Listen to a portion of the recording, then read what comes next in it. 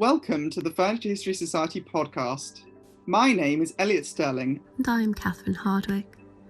We are both coordinators for the Early Career Development Programme. In this series, we will be talking to an international group of emerging scholars who will be discussing their recent discoveries around the theme of furniture, its design and materiality. Each episode will focus on an individual piece of furniture from 16th century Italy to Amsterdam in the 1930s.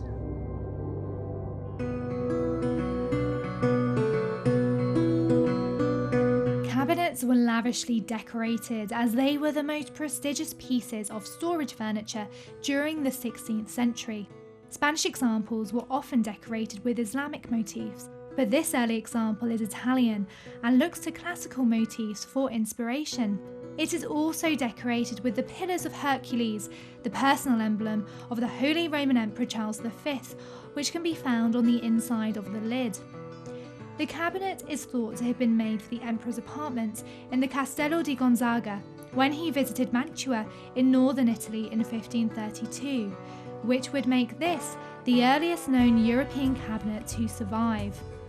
This beautiful cabinet will be the subject of our first podcast episode, a series produced by myself, Vicky Jenner, in celebration of our Early Career Symposium.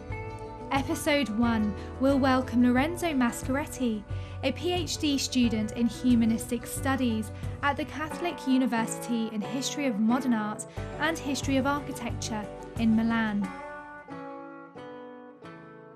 Hi Victoria. Hello, how are you? I'm fine, thanks. And you? I'm fine, thank you. Thank you so much for coming along today. I really appreciate it. Oh, thank you. Thank you to you. My pleasure. Thank you. I am absolutely in love with this object. This cabinet with this carved cornice and the inlaid frieze of grotesques. So would you like to describe the object, the cabinet, and feel free to talk about the different components? There are 18 different parts of this object. The object that I have chosen is very usual during the Renaissance because it was present in almost every aristocratic house and is a piece of furniture used for storing valuable objects and also documents, but in particular it was used for writing. In fact, it was a writing cabinet with a frontal panel openable, and this panel can become a desktop on which the owner could write, and is also movable and transportable because it is little, so thanks to its dimensions could be moved from a place to another according also to the necessities of its owner. In particular, the piece now on display at the Victoria and Albert Museum is composed by several elements that are doors, drawers, and also compartments in which the owner can store the objects. And it was made entirely by wood, in particular walnut, inlaid with different various types of wood, probably spindlewood, ebony, poplar, ash, but also tropical wood.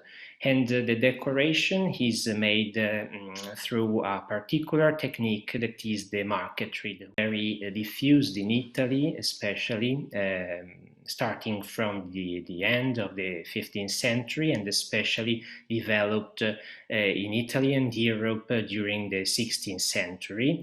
And the marquetry is a technique based on making mosaics, puzzles of little wooden pieces in order to make scenes, narrative episodes.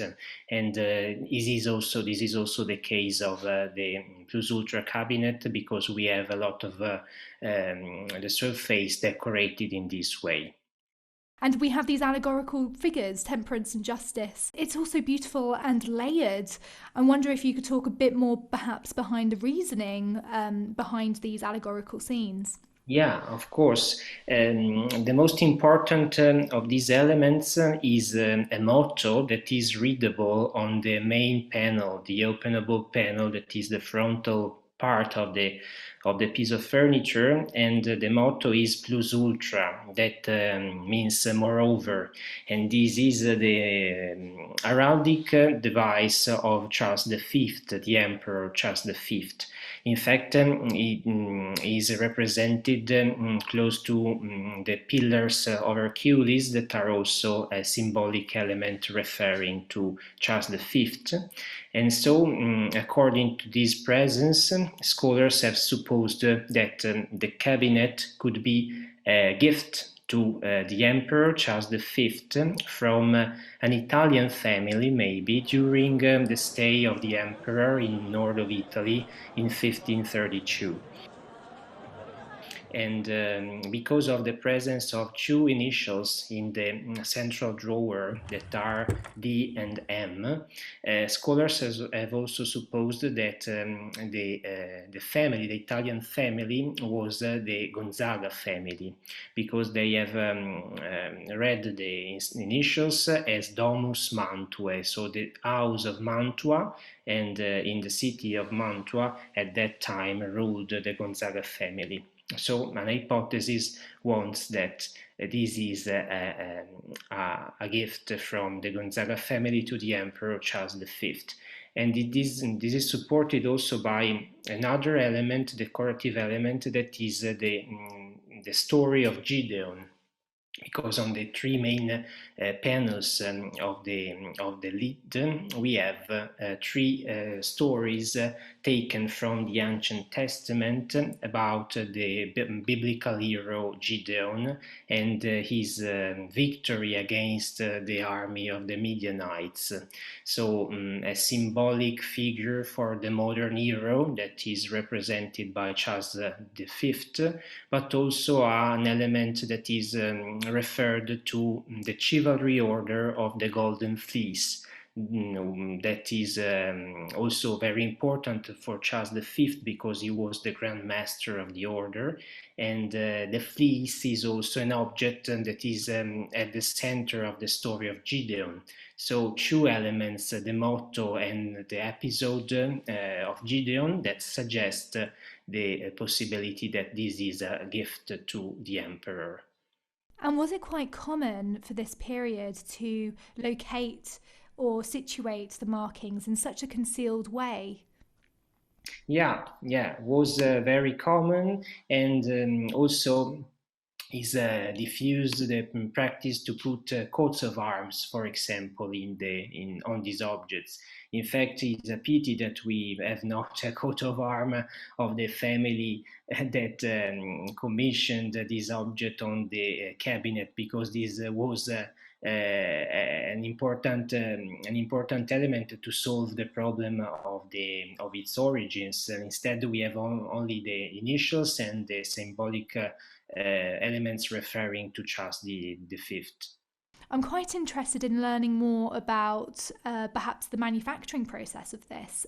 Could you say a bit more perhaps about the carcass and how it's all been joined together, and the different techniques perhaps that have brought this object to life? The workshop was composed by several artists, and in the marquetry technique, the first step was to find a preparatory drawing to follow in the realization of the decorative episode, such as the Gideon story on the cabinet at the Victoria and Albert Museum, because in the 16th century we have the evolution of the marquetry into a technique that wants to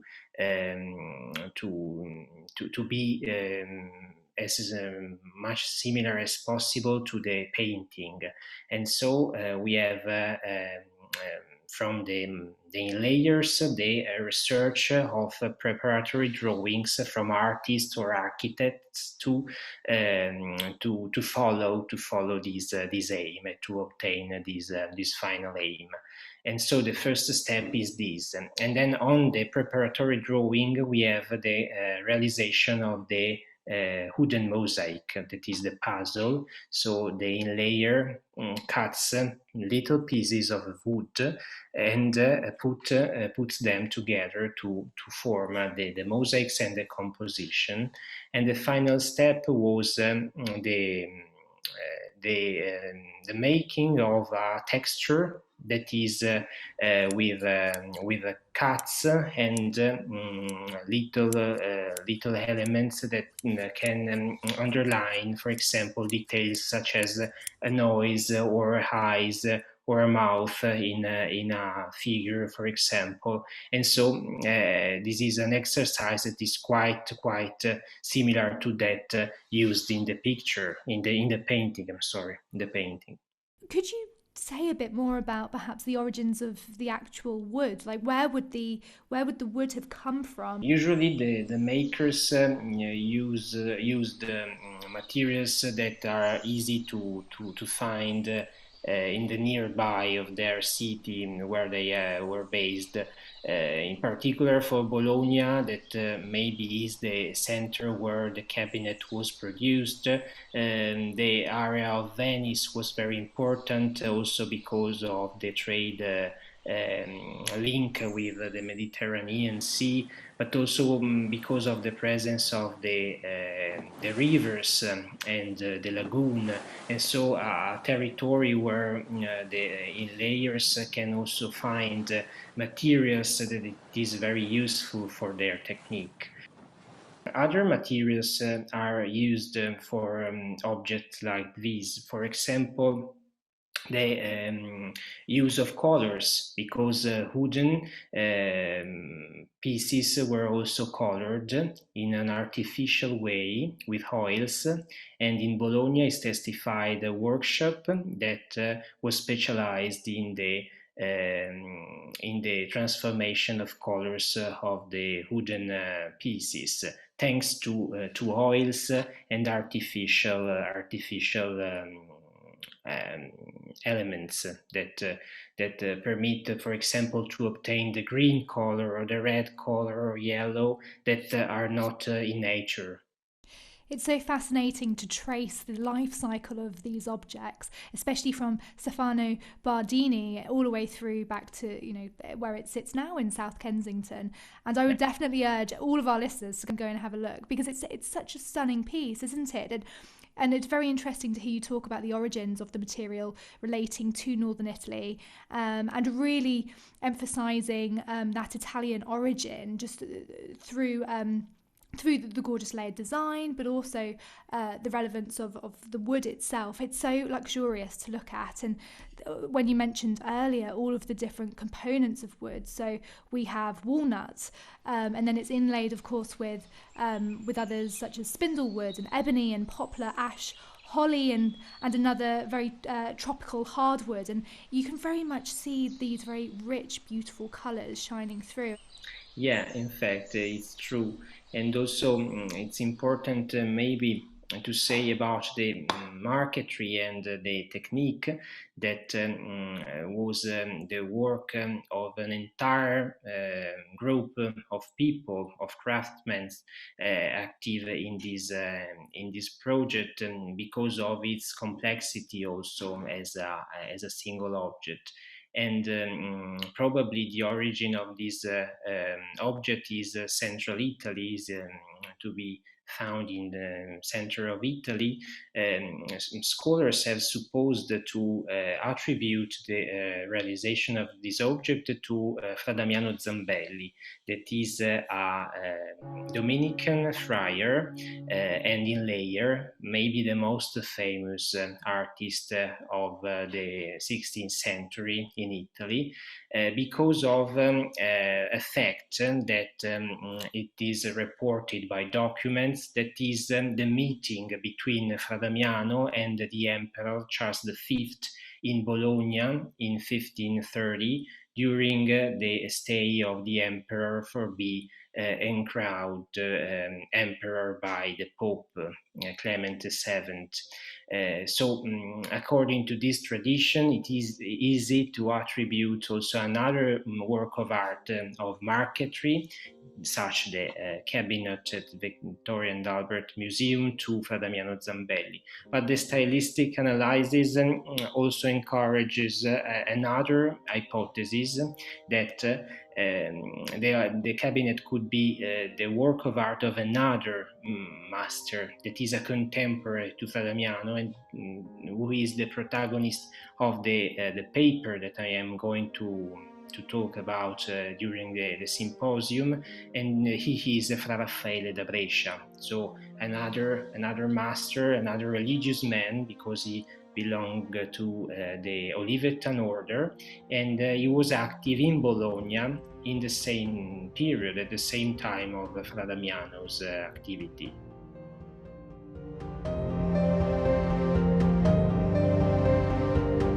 Thank you for listening to the Furniture History Society podcast. Join us in our next episode where we speak to Serena Newmark all about the cast iron garden chair designed by Schinkel in 19th century Germany.